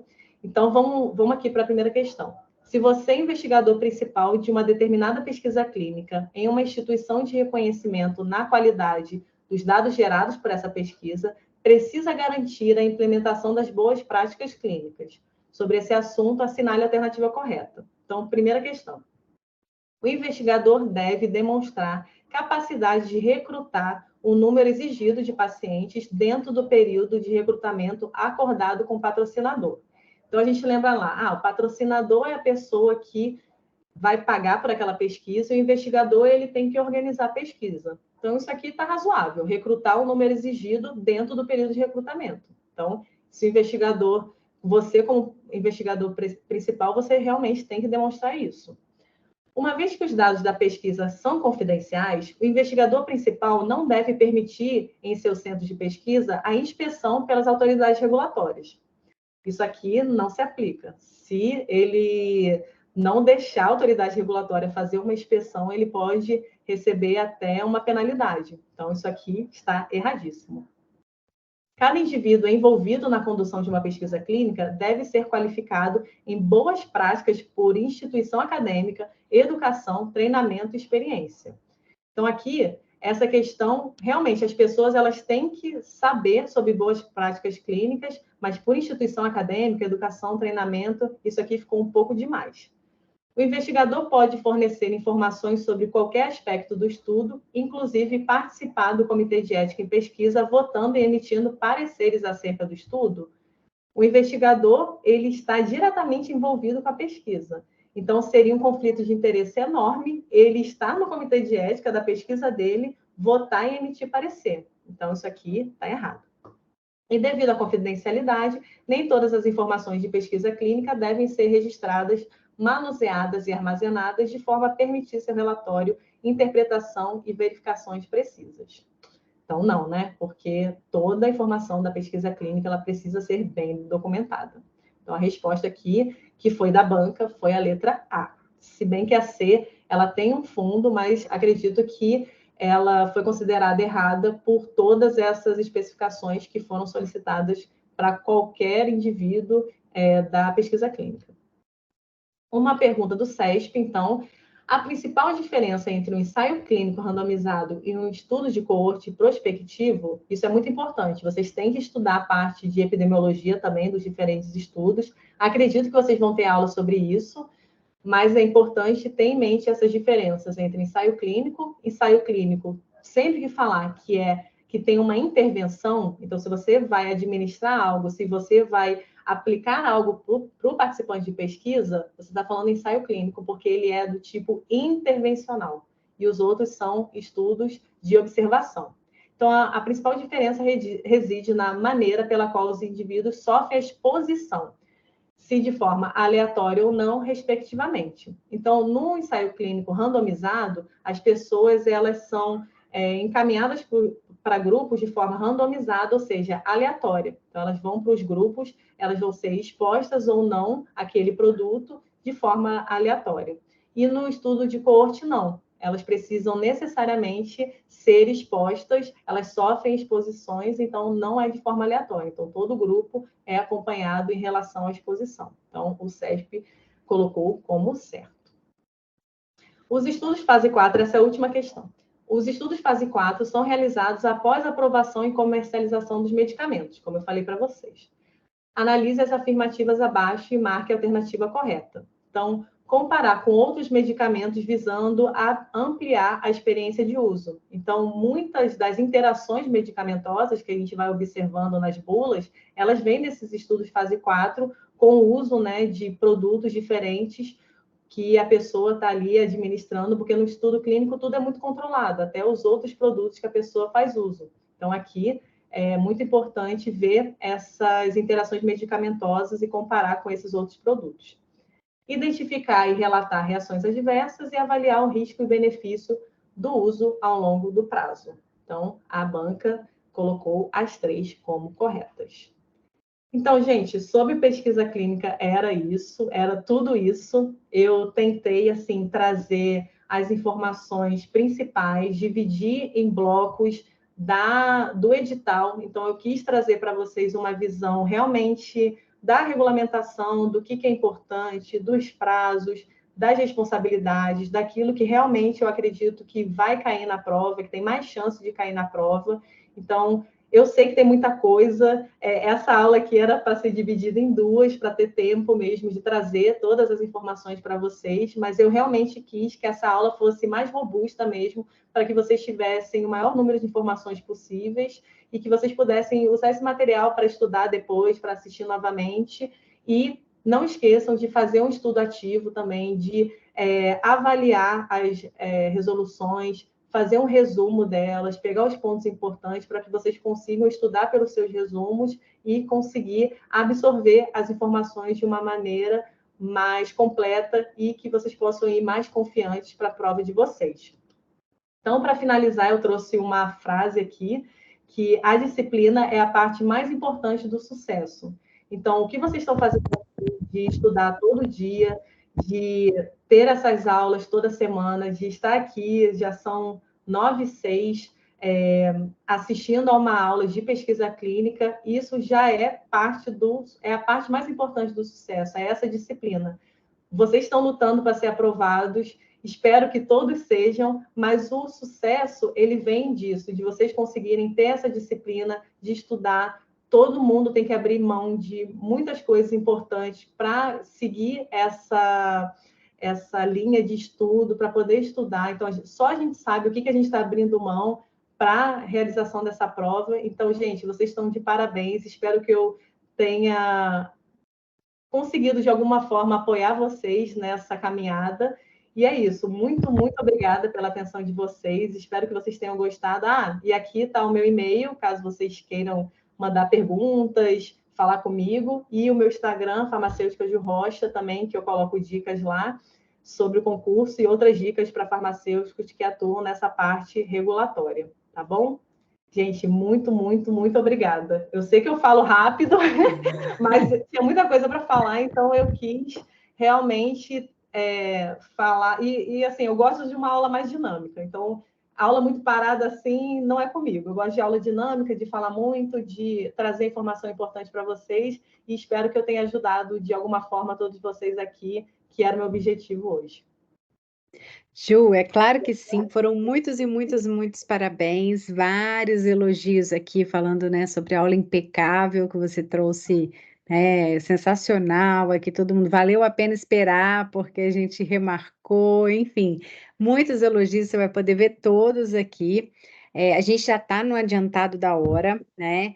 Algumas perguntas você respondeu, mas eu queria fazer algumas aqui para você, só para você tirar algumas dúvidas aqui. Então, quando eles perguntam assim, né? A Raíssa perguntou: apenas o estudo de fase 3 é um estudo clínico randomizado? Como são classificados fase 1 e 2? Então, o fase 1 não é randomizado, porque você vai fazer uma análise da população menor ali, igual eu falei, de voluntários normalmente saudáveis, com exceção assim de medicamentos que são muito tóxicos, como os para oncologia. O estudo fase 2 ele é um estudo um pouco menor, mas você pode fazê-lo randomizado também, porque a gente tem um estudo fase 2B, que a gente chama, que a gente pode fazer um estudo piloto, porque, como eu falei, para doenças raras, às vezes a gente não vai ter um quantitativo de participantes de pesquisa expressivo para a gente conseguir fazer um fase 3 completo. Então, a gente pode fazer um estudo fase 2B, que a gente pode utilizar randomização e definir um desenho de estudo. Mas uma coisa é desenho de estudo, outra coisa é fase de pesquisa. Então, a gente tem fase 1, fase 2, fase 3, e a gente tem desenho de estudos. Então, a gente tem randomizado, paralelo, tem várias formas de estudo também que são interessantes e que a gente consegue fazer um desenho dependendo daquilo que a gente quer estudar. Ótimo. Ju, os ORPC também podem servir como o Centro de Pesquisa Clínica? Então, normalmente são coisas diferentes. As ORPCs, elas contratam centros de pesquisa clínica, mas pode ser que você tenha uma ORPC dentro de um centro e que ele contrate também outros centros de pesquisa. Mas é importante fazer essa separação. A ORPC é uma empresa que vai representar o patrocinador, então ela vai servir como patrocinador aqui no Brasil, se ele não tem uma matriz ou uma filial, e ele vai organizar, ele pode fazer só a parte regulatória, olha, o patrocinador pode falar para ele, olha, eu já tenho os centros que eu quero fazer, eu já entrei em contato e eu quero só que você submeta para a Anvisa. E aí a RPC pode trabalhar com isso, mas ela pode trabalhar também com essa captação de centro, captação de participante. Então, é uma empresa que realmente ajuda muito na pesquisa clínica no Brasil. Ótimo. Aqui tem pergunta que a Ju já respondeu no Instagram dela, então sigam, que é sobre a opinião dela sobre o projeto de lei. Então, Ju, a gente não vai entrar nesse, senão a gente Mas nunca eu tenho uma chega ao final. consideração. Eu acho que pode ser um tema de redação. Então, assim, se Também vocês não viram o projeto de lei, vale a pena dar uma lida, porque isso pode vir como um tema forte de redação. Outro tema forte de redação que eu acredito que pode vir relacionado à pesquisa clínica, relacionado ao uso off-label. Então, a gente viu muito isso em relação à Covid. A Anvisa teve uma atuação muito forte na época do Covid para enfrentar fake news. Então, o uso off-label de vários medicamentos na parte de Covid, teve até uma lei sobre isso. Então, vale a pena dar uma olhada nessa questão, porque pode vir como questão de prova discursiva, sim. E nossa próxima aula é justamente sobre isso, sobre o enfrentamento na pandemia, né, sobre as emergências de saúde pública, que eu aposto que possa ser mesmo um tema com o Gustavo Mendes, ou seja, a gente vai estar aqui, né, com quem esteve lá fazendo tudo isso. Ju, o investigador pode ser um profissional do setor farmacêutico, um patrocinador? O investigador, assim, Pode ser um patrocinador.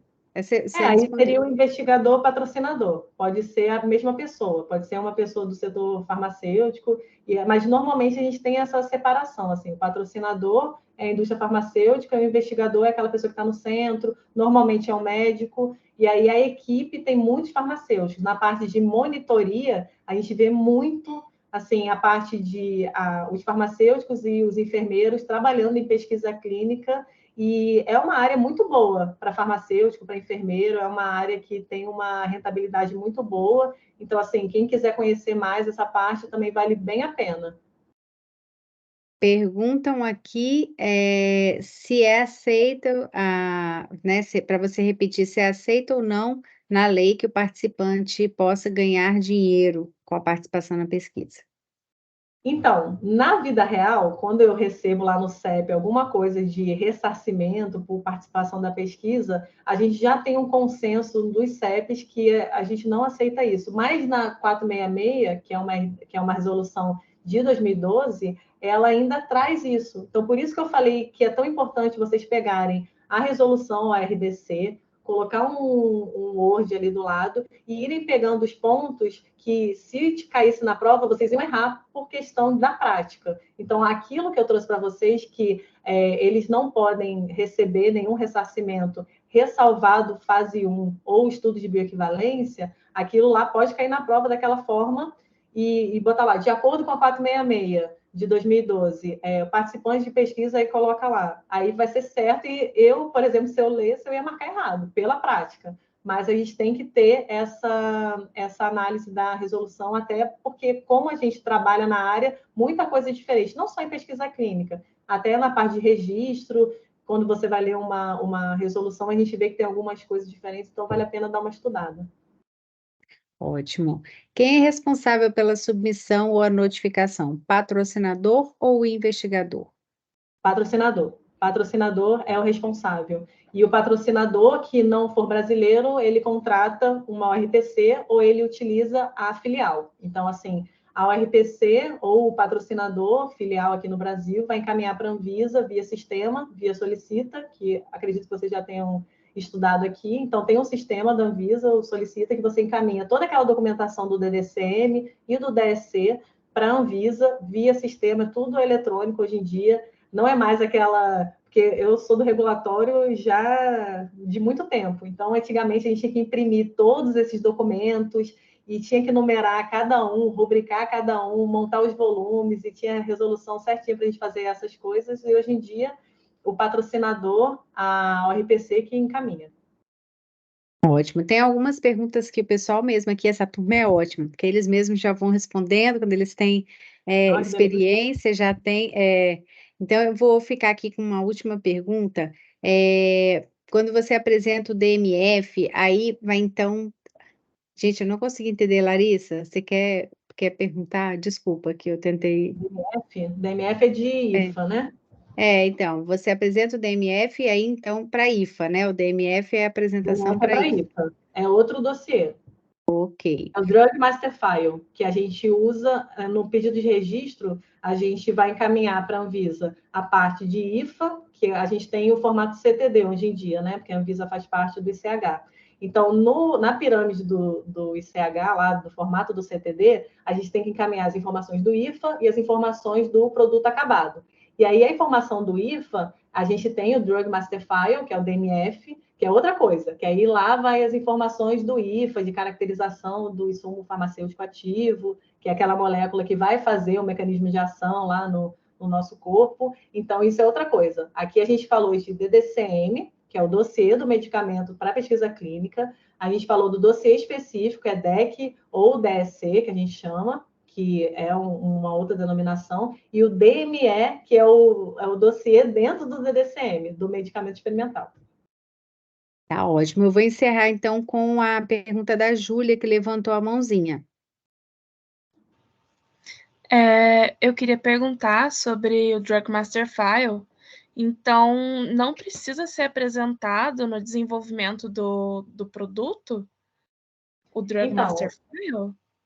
É porque a gente ainda não vai ter as informações igual um Drug Master File, porque o Drug Master File ele é desenvolvido mesmo para o registro. Mas se você já tiver um Drug Master File para o seu produto investigacional, por exemplo, se você já tem o registro desse produto e você tem o Drug Master File dele, ele vai dentro do DDCM. Igual eu falei, no DME, que é aquele dossiê do medicamento experimental, a gente tem a parte do IFA, do produto acabado e do placebo e comparador. Então, o Drug Master File, se você tiver, ele vai dentro do DDCM, sim, tá bom? Obrigada. Nada. Bom, já estamos bem adiantados, então vamos liberar a Juliana, né? Agradecer a Juliana pela sua disponibilidade, pela aula maravilhosa, assim, vocês viram que foi totalmente dedicada para vocês, né? Com detalhes para vocês estudarem, com dicas, super dicas, então nós vamos ter muitos fica-dica com a aula da Juliana aqui. E vai estar disponível no YouTube amanhã, então aproveitem para estudar, para revisar. Juliana, mais uma vez, muito obrigada pela sua disponibilidade e eu abro para você falar suas palavras finais. Isso, eu que fico extremamente agradecida. Para mim, eu sou bem suspeita para falar de regulatório, porque é a área que eu amo, que eu já pensei bem no começo em desistir da farmácia, porque eu não me vi em nenhuma área, e aí, de repente, eu conheci a área de regulatório, me apaixonei. Então, vocês que estão estudando para entrar na área de regulatório, eu, assim, fico super feliz em ajudar vocês no que for possível, porque quanto mais farmacêuticos, mais profissionais de saúde estiverem nessa área, eu acho que... Porque muita gente tem preconceito com a área de regulatório, pensa que regulatório a gente trabalha para a indústria farmacêutica, que a gente não pensa na assistência. E não é isso, a gente é um filtro de produtos ruins que não passam pelo regulatório para chegar no paciente. Então, o regulatório é uma área extremamente importante, extremamente necessária. Vocês que vão entrar para a Anvisa, acredito que vão fazer uma diferença muito grande. A Anvisa é uma instituição muito séria que trabalha com muita vontade mesmo de crescer e tem poucos técnicos e já faz uma diferença no mundo enorme. Então, que vocês venham com muito amor no coração, que realmente essa caminhada de vocês, eu sei que é pesado, eu sei que todo mundo trabalha, tem que estudar, tem que abdicar de coisas importantes da vida, mas é isso, é disciplina, gente, e uma hora chega. Tudo que a gente planta, a gente colhe. Então, vocês estão plantando aqui disciplina, vocês estão plantando conhecimento e vocês vão colher coisas grandes na vida de vocês, tá bom? Então, assim, Elaine, se precisar de mim de novo, dou outras aulas também.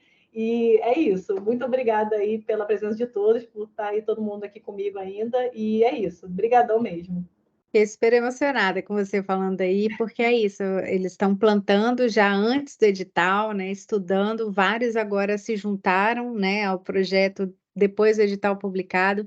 Muitos elogios aqui, Ju, então você vai conseguir ver depois, muita gente que já te admira há muito tempo, que está te seguindo há muito tempo, que está aqui, outros que estão te conhecendo agora já passaram a te seguir, pedindo seu Instagram aqui, e nós ficamos numa média aí de 110, 120 pessoas a aula toda. Então, muita gente para os tempos de hoje nesse horário. Obrigada, Ju, mais uma vez. Obrigada a todos. Até a semana que vem com o Gustavo. Tchau, gente. Obrigadão. Beijo, obrigada. Beijo.